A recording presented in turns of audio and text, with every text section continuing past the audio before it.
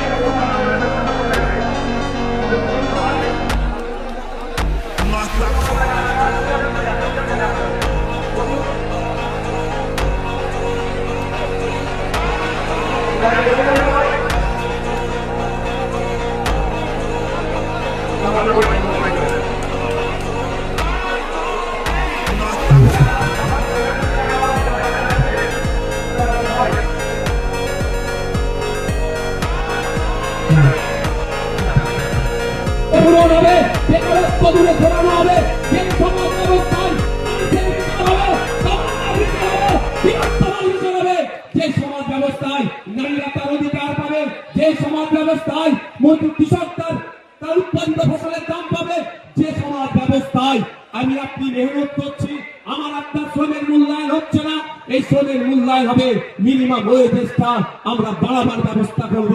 যে সমাজ ব্যবস্থায় নারীদের হাতে শুধু ১,১২০০ টাকা তুলে দেওয়া নয়, নারীদেরকে ক্ষমতায়ন করতে গেলে আমরা মনে করি কম করে ৫,০০০ টাকার ব্যবস্থা করতে হবে।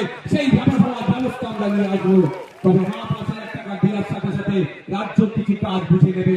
এই সুস্থ সমাজ ব্যবস্থা আনবো যেখানে বর্ণগত, জাতিগত, ধর্মগত, নারী পুরুষের কোনো ভেদাভেদ থাকবে না, যেখানে সবাই আমরা মানুষ, আমাদের সামাজিক পরিচয় আমরা সেটা নিয়ে মাথা তুলে বেঁচে থাকবো।